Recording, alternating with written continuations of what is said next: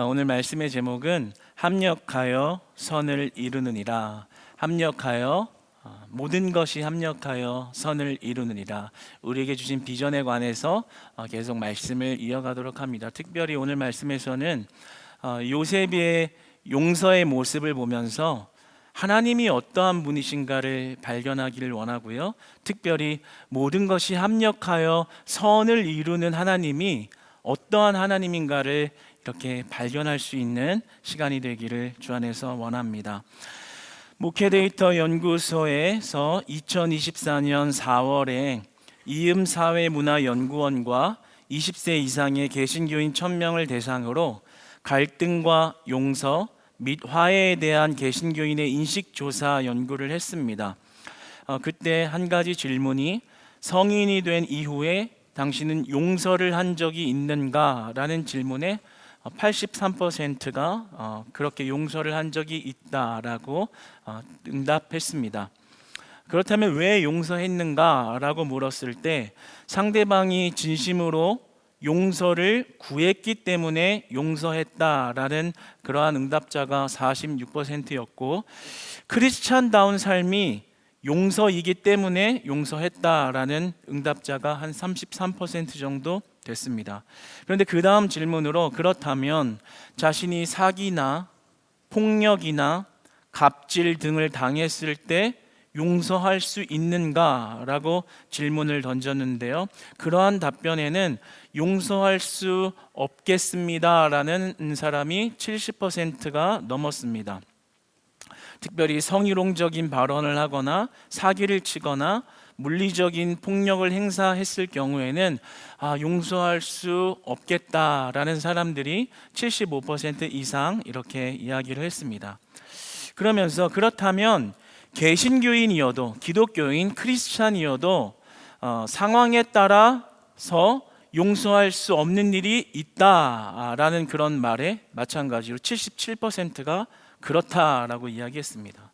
그러니까 용서해야 하는 것은 알지만 물리적으로 큰 피해를 주거나 사기를 치거나 어떤 성적인 희롱을 하거나 이런 부분에 대해서는 용서한다는 것이 어려운 일일 수 있겠다, 이렇게 많은 사람들이 대답을 한 것이죠.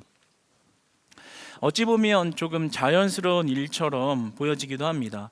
용서에 대해서 알고는 있지만 또 하고 싶기도 하지만 정작 나에게 어떤 물리적인 또 큰 피해, 어떤 사기나 이런 것을 나에게 친다면 그런 자를 용서한다는 것은 결코 쉬운 일은 아니겠지요. 우리가 설날에 가정에 많은 식구들이 떨어져 있다가 이렇게 모여서 밥 잘 먹고 잘 쉬고 잘 놀려고 하다가 밥상 뒤집어 엎고 헬파티가 되는 그런 일들이 왜 일어나나요? 가만 살펴보면 가족 구성원 중에 누군가가 나에게 과거에 주었던 어떤 상처나 아픔이나 고통이 현재에도 영향을 미치고 있기 때문에 그러한 갈등과 어떤 분열이 일어나는 것입니다. 그래서 이러한 어떤 이 일을 심리학자 캐롤 타베리스는 이러한 심리적인 것을 이렇게 심리학 용어로 정의하기를 보복 심리의 공정성이다라고 정의를 했습니다. 죄송합니다. 저 안에 모니터 조금만 켜주시면 감사하겠습니다. 소리가 하나도 안 들려가지고 조금 어렵네요. 네, 감사합니다.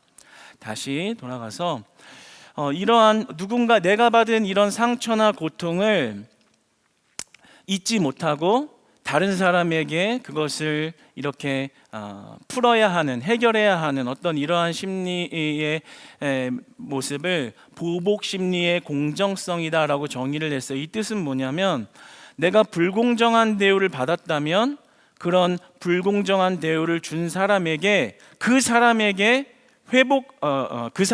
보복을 하고 그 일을 회복해야 되는데, 특별히 그것이 회복될 때까지 그 분노가 지속될 수 있다라는 것이죠. 그것이 보복 심리의 공정성이다라고 이렇게 정의하는 심리학 용어입니다. 이런 거죠. 우리가 가족끼리 또 가까운 사람하고 이렇게 지내고 있다가 10년 전에 왜 그랬어? 기억나? 갑자기? 20년 전에 기억나지?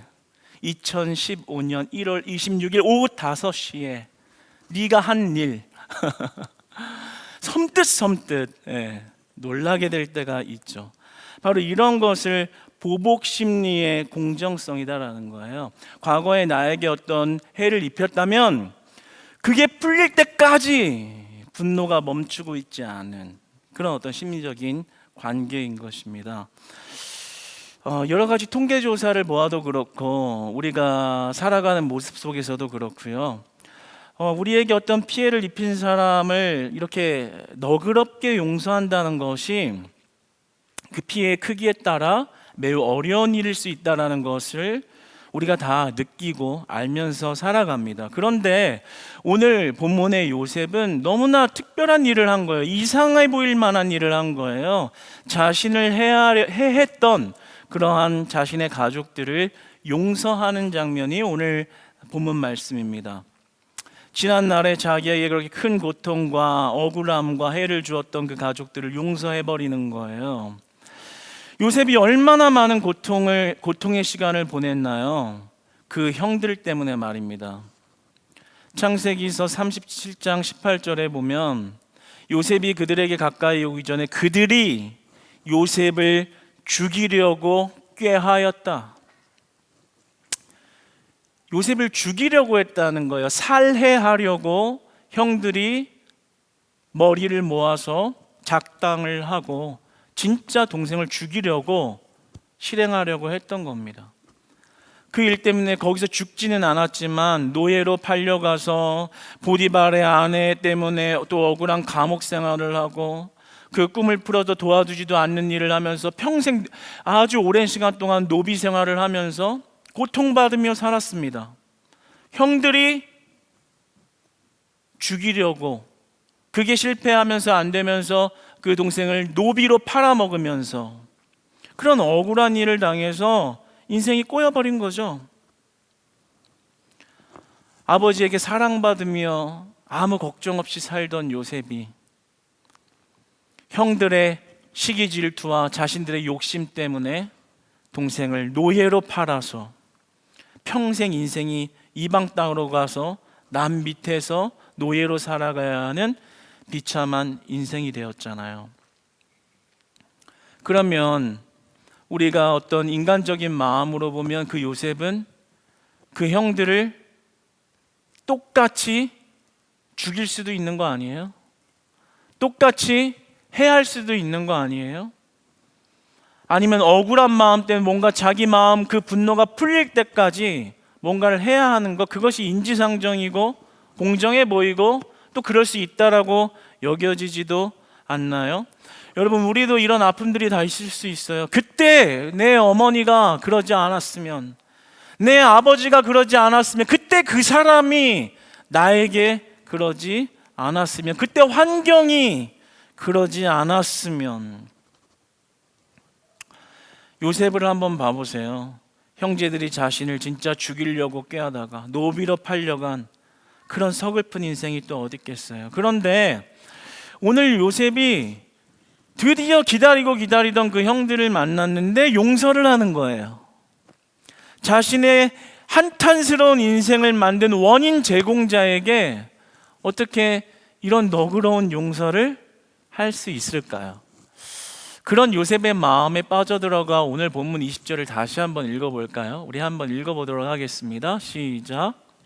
당신들은 나를 해하려 하였으나 하나님은 그것을 선으로 바꾸사 오늘과 같이 많은 백성의 생명을 구원하게 하시려 하셨나니.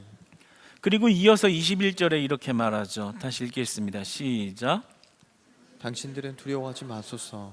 내가 당신들과 당신들의 자녀를 기르리이다 하고 그들을 간곡한 말로 위로하였더라. 기가 막히지 않아요?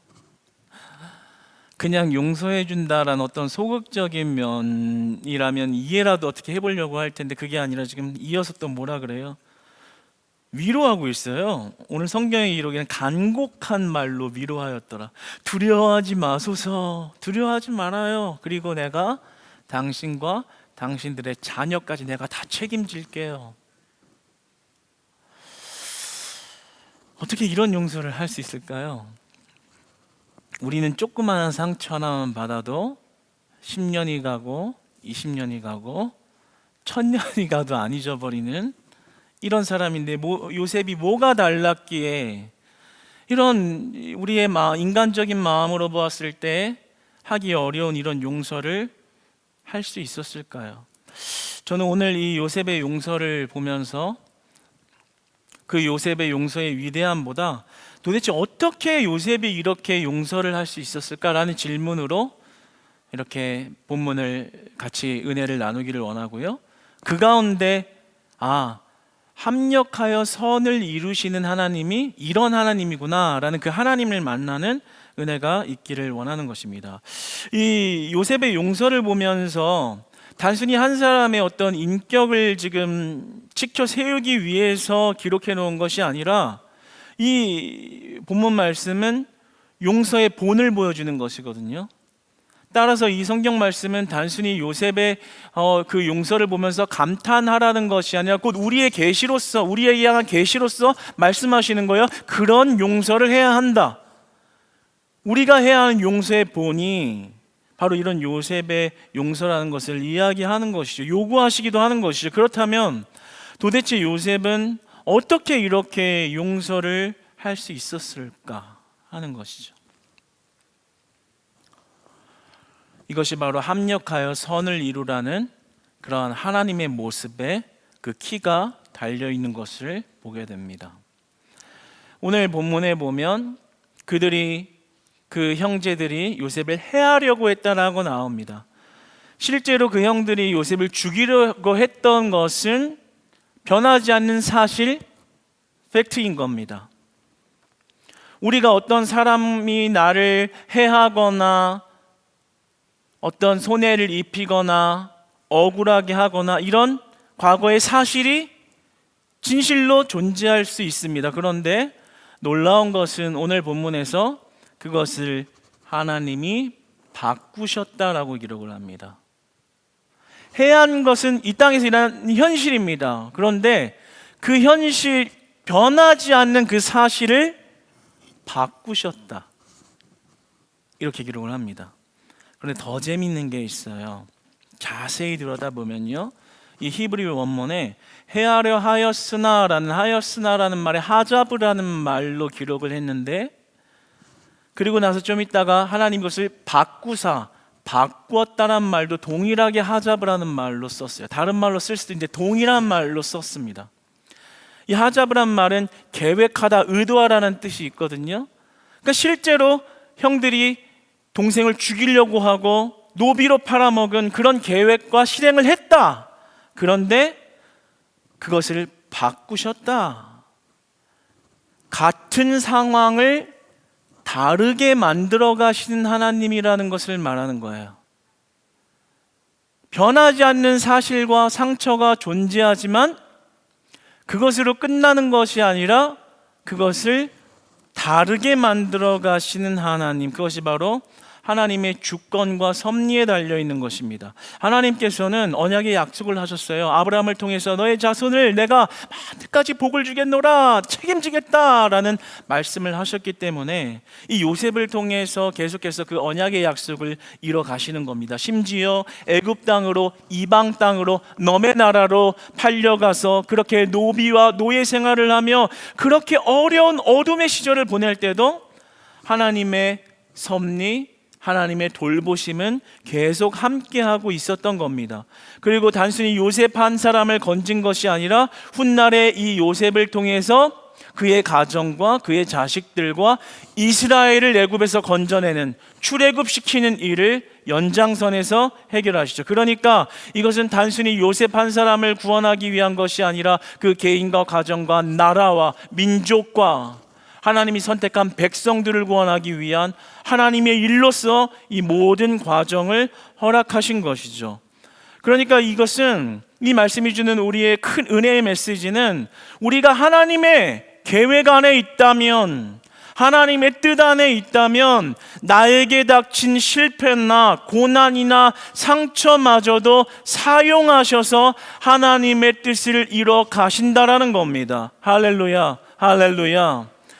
내가 보았을 때 인간적으로 보면 저 사람 때문에 내 인생은 꼬였어 라고 말할 만한 그 팩트는 변하지 않지만 하나님이 그것을 선으로 바꿔가신다라는 거예요.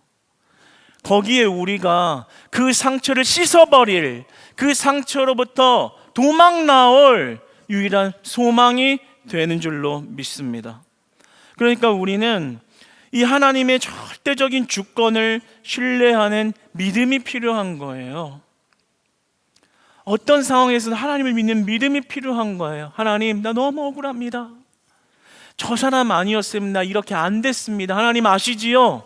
맞습니다. 그런데 하나님이 그 억울한 상황마저도 하나님의 선한 계획 가운데 그 아픔마저도 사용하셔서 하나님의 온전한 뜻을 이루신다라는 겁니다. 할렐루야. 그러니까 이제 여러분 더 이상 상처만 가지고서 그 상처에 매몰돼서 그 어둠 속에 갇혀서 살아갈 필요 없어요. 하나님이 그 상처마저도 쓰셔서 하나님의 그 아름다운 계획의 선을 이뤄 가신다는 사실을 믿으시기 바랍니다. 그래서 우리는 언제나 하나님을 신뢰해야 되는 거예요. 아무리 아프고 아무리 어려운 일이 닥쳐와도 말입니다. 한번 여러분 이렇게 고백해 봅시다. 하나님을 언제나 신뢰하겠습니다. 요셉은 창세기서 45장 7절에 이렇게 말하잖아요. 형들을 위로하면서 이렇게 말합니다. 하나님이 큰 구원을 이루시려고 나를 먼저 보낸 것입니다. 야, 네 때문에 그랬잖아. 네가 형이야? 이게 정상 아니에요? 근데 이렇게 얘기해요. 네가 나를 팔았지가 아니라 하나님이 나를 먼저 보내신 겁니다. 그 자신의 상처받은 너무나 억울한 상황을 하나님의 주권과 하나님의 다스리심으로 풀어서 해결을 한 거예요. 하나님이 나를 보내셨다. 보내신 이유는 당신들과 당신의 생명을 건지게 하시려 나를 먼저 보내셨을 뿐이다. 이렇게 이야기하는 거죠. 그러니까 모세의 믿음이 뭐예요? 자신의 상처를 바라본 게 아니라요, 하나님을 믿은 거예요. 하나님, 이 아픔 가운데서도 하나님이 나와 함께 하시기 때문에 이 고난을 하나님이 쓰셔서 이 고난의 시간을 사용하셔서 하나님의 거룩한 일을 하실 것입니다. 그러니까 형들을 보니까 용서가 나오는 거예요. 나를 먼저 보내셨기에, 그들을 살리려고 나를 먼저 보내신 거지 나를 노예돼서 망하라고 보내신 게 아니라 하나님의 일 가운데 나를 사용하신 거죠. 그러니까 형제들을 미워할 이유가 사라진 거고요. 그리고 인간적인 억지 용서가 아니라 간곡한 위로로 그들을 책임지겠다라고 하는 진정한 용서가 나온 것입니다. 사랑하는 여러분, 그러므로 우리는 하나님의 섭리를 믿는 믿음을 가져야 하는 것입니다. 나의 실패와 상처는 쓸모없이 희생된 하나의 지우고 싶은 사건이 아니라 하나님이 함께 하시며 귀하게 쓰시는 일이 될 것이라는 믿음을 가지는 것입니다. 여러분, 그 믿음 가지시기를 축복합니다. 어려운 일이지만 믿음을 가지면 그 상황이 다르게 해석될 수 있는 것입니다. 예전에 아주 한 10년 전에 이제 어머님 돌아가시고 나서 참 제가 슬픔 가운데 오래 젖어 있었는데요. 그 몇 년 안 됐을 때, 돌아가시고 나서 몇 년 안 됐을 때 제가 청년부 사역을 하고 있었거든요. 근데 그때 한 청년이 방문을 한 거예요. 그래서 한 곳에서 상담을 하는데 이야기를 쭉 들어보니까 거의 한 95%는 이런 상황이 너무나 똑같은 거죠. 그 어머님이 불과 한 2주 전에 갑작스럽게 폐암을 발견해서 이렇게 돌아가신 거예요. 그런데 그 맏아들 된 자의 심정의 고백이 꼭 제가 했던 그런 고백과 너무 비슷한 고백들이 너무 많아서 가슴이 너무 아프더라고요. 그래서 같이 그 얘기를 상담을 하고 나누다가 그냥 저도 모르게 그냥 꺼이 울었어요. 그냥 같이, 사실 처음 봤는데 같이 막 한참을 울었어요. 눈물이 다 쏟아서 안 나올 때까지. 그렇게 서로 한참 울고 나서 좀 눈물이 멈추고 조금 더 이야기를 하다가 그 형제가 이렇게 이야기를 하더라고요. 그 당시 이제 전도사로 사역하고 있었는데, 전사님 너무 감사합니다. 사실은 제가 얼마 지나지 않아 자살하려는 생각을 하고 있었습니다. 술에 알코올에 너무나도 의존하고 있었고 그냥 생명을 마치는 게 좋겠다라는 결심을 안에서 강하게 하고 있었습니다. 그런데 뜻하지 않게 오늘 만난 전도사님이 처음으로 자기의 상황을 어떻게 이렇게 알고 이야기하고 진심으로 울어주면서 자기 마음이 위로가 되고 다시 소망을 찾았다라는 거예요. 그러고 나서 깨달았어요. 제가 아직도 많이 풀리지 않을 만큼 왜 그 시간에 어머님을 하나님이 데려가셔야 했는지라는 그런 풀리지 않는 의문들과 마음의 아픈 구석은 있지만, 그래도 그 당시에 해석되어지는 건 이런 거였어요. 그 슬픔을 통해서 다른 생명을 살리는 귀한 일로 하나님이 일하고 계시다는 것, 그 아픔이 아픔으로 끝나는 것이 아니라 적어도 죽어갈 수밖에 없는 한 생명을 살리는 귀한 일에 나의 아픔을 또 사용하셔서 하나님의 선한 일을 이루어가고 계시는구나, 그거를 깨닫게 하셨습니다. 하나님은 저에게 이해하기 어려운 아픔을 분명히 주셨지만 그 와중에 그 아픔으로 또 다른 생명을 살리는 일에 하나님의 일을 하신 거죠. 그러니까 그 아픔과 슬픔은 그냥 인생사에 우연히 찾아온 자연사적으로 일어난 일이 아니라 하나님의 귀한 일을 하는데 쓰임받는 귀한 사건이 된 것이죠. 할렐루야. 요셉이 그런 믿음을 가지신 겁니다. 여러분 어떤가요? 여러분의 가정 공동체 안에서 아픔이 있습니까? 상처가 있습니까? 그러나 그 상처를 하나님께서 여러분의 가정을 귀하고도 귀한 하나님의 가정으로 세워가는 과정이라는 것을 믿으시기 바랍니다. 그것을 믿으시기 바랍니다. 아픔이 있지만, 지금 해결되지 않았지만, 너무 억울하지만, 저 사람 때문에 환경이 이렇게 된 것 같지만, 그 아픈 상황을 통해서도 하나님은 선을 이루기 위하여, 즉 여러분의 가정을 복되게 하기 위하여 그 끈을 놓지 않고 일하고 계시다는 사실입니다. 그러니까 그 아픔 가운데 우리는 소망이 있는 거예요. 하나님을 믿고 있다면 소망이 있는 거예요. 하나님, 지금 이해되지 않는 이 아픔도 하나님 나라와 그 선을 이루는 귀한 사건이 될 줄 믿습니다. 그래서 지금 아프지만 하나님이 함께 하시면 나에게는 위로가 있고 나에게는 기쁨이 있습니다. 하나님 함께만 하여 주시옵소서.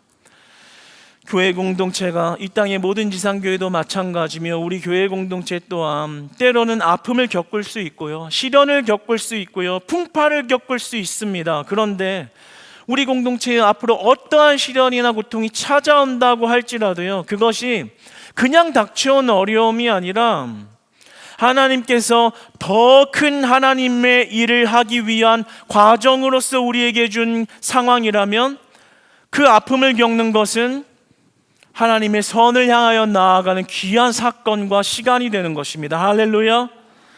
그러므로 우리가 아픈 만큼 다른 아픈 영혼들을 품을 수 있는 그릇이 되는 교회가 될 줄 믿습니다. 여러분, 우리는 이 동탄에서 근 거의 20년 가까이 이곳에서 지역을 위해서 복음 사역을 하면서 많은 영혼들이 지금도 찾아오고 있습니다. 몸이 아프신 분들, 마음이 다치신 분들, 환경이 너무나도 어려워서 답답해서 갈 곳이 없어 찾아온 분들, 여러 가지 다양한 사유와 상황의 환경의 사람들이 찾아옵니다. 그 영혼들을 어떻게 바라보실 겁니까? 우리가 겪은 아픔이나 그리고 슬픔이나 실패가 있다면 그만큼 우리의 그릇을 키워놓으셨기 때문에 그들을 품으라고 보내주신 줄 믿습니다. 그 실패를 떠안으라고 우리에게 보내주신 줄 믿습니다. 그 상처를 위로하라고, 요셉처럼 위로하라고 우리를 훈련시키고 계신 줄로 믿습니다.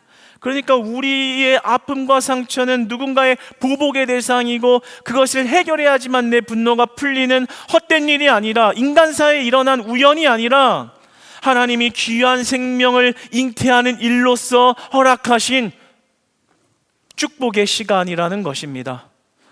여러분, 이 하나님을 보실 수 있기 바랍니다. 이 하나님을 믿으시기 바랍니다.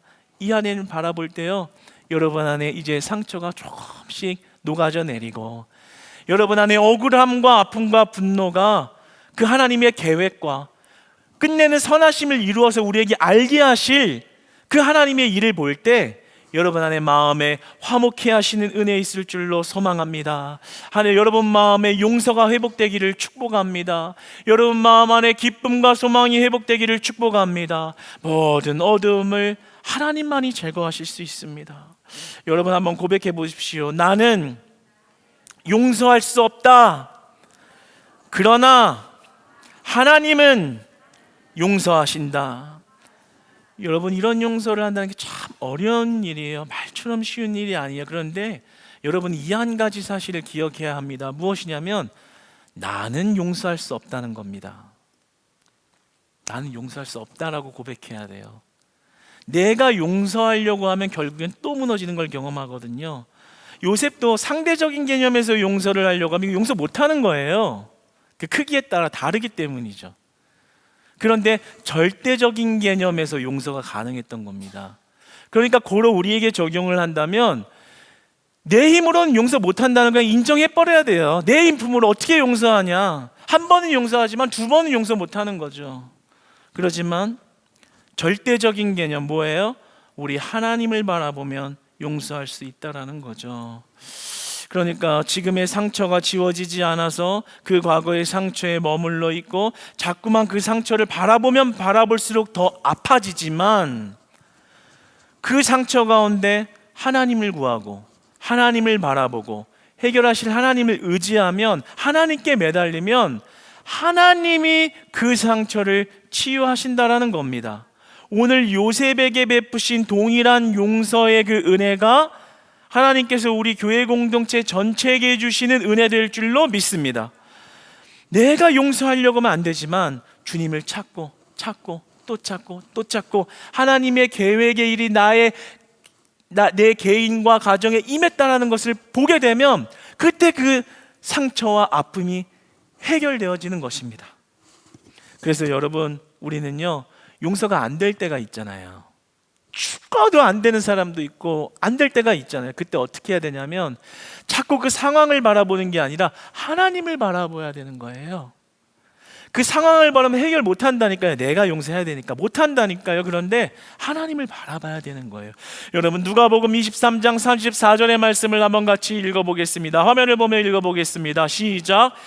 이르시되 베드로야, 내가 내게 말하노니 오늘 닭 울기 전에 내가 3번 나를 모른다고 부인하리라 하시니라. 오타가 났나 봐요. 23장 34절이에요. 제가 읽어드릴게요. 이에 예수께서 이르시되 아버지여, 저들을 사하여 주옵소서, 자기들이 하는 것을 알지 못함이나 하시더라. 예수님이 용서하는 거예요. 어디서요? 자신이 죽어가는 십자가의 현장 앞에서요. 그러니까 예수님의 용서가 어떤 용서냐면요, 절대적인 개념으로 용서를 한 거예요. 저들 때문에 내가 여기 왔습니다가 아니라요, 하나님 저들을 용서해 주세요. 저들 몰라서 그래요. 그러니까 지금 예수님은 그 사람, 사건, 그 팩트를 본 게 아니라 아버지 나라의 관점에서 영혼으로 본 거예요. 그러니까 우리가 자꾸만 바라봐야 되는 것은 저희 때문에 내가 이렇게 돼서, 저 사람 때문에 저 공동체, 저 사람이 고쳐져야 돼가 아니라요, 하나님의 나라의 일이 이 땅에 실현되도록, 이 사건에 실현되도록 하나님 도와주세요. 하나님을 바라보는 것이죠. 그때서야 예수님과 같은, 또 요셉과 같은 용서를 할 수 있다라는 거예요. 우리 찬양 한 소절 할까요? 우리 괴로울 때 주님의 얼굴 보라, 우리 한 절 하면서 말씀을 마무리하겠습니다. 시간이 없으니까 한마디 전 A키로 바로 들어가 주세요.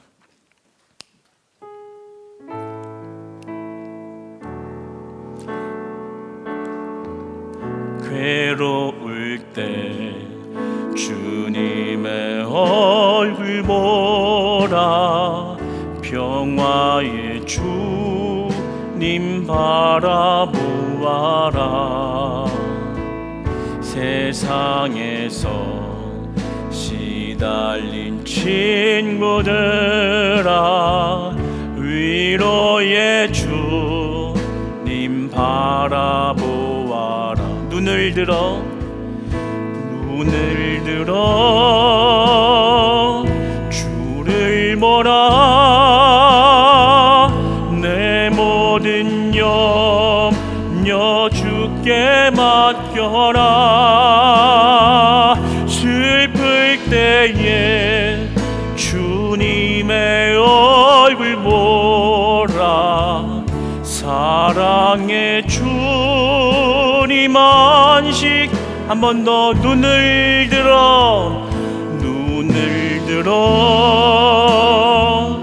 주를 보라. 내 모든 염려 주께 맡겨라. 슬플 때에 주님의 얼굴 보라. 사랑의 주님 안식 주리라. 아멘. 여러분, 우리가 하나님의 뜻 안에 있다면요, 우리의 모든 억울함과 실패마저도 하나님의 큰 뜻과 계획으로 바꾸어 가십니다. 같은 사건을 다르게 바꾸어 가십니다. 이제 누구 때문이라는 그 원망의 덫에 빠져서 그 어둠 가운데 계속 계신 그늘에서 나와서 그마저도 나를 하나님 뜻 안에 두셨구나, 언젠가는 이것을 통해서 하나님의 선을 이루시겠구나. 그렇다면 하나님 감사합니다. 이 못난 상황에서도, 이 아픈 상황에서도 나와 함께 하시니 하나님의 은혜입니다. 합력하여 선을 이루느니라. 합력하여 선을 이루느니라. 내 실패도 하나님 나라의 귀한 일을 향한 사건이라고 말해주시고, 내 아픔마저도 하나님 나라의 귀한 일을 향한 귀한 사건이라고 말씀해 주시는 것입니다. 사랑하는 여러분, 설 명절 서로의 상처로 서로를 찔러대기보다는 요셉처럼 말할 수 있는 하나님의 주권을 믿는 믿음으로 나와 나의 가정과 친척들을 대하셔서 오늘 요셉과 같은 용서로 다 승리하시고 화목을 이루시고 하나됨을 이루시고 그 안에 하나님을 만나시는, 하나님과 함께 하시는, 영적으로 승리하시는 그런 연휴 기간 다 보내시기를 주님 안에서 진심으로 축복합니다.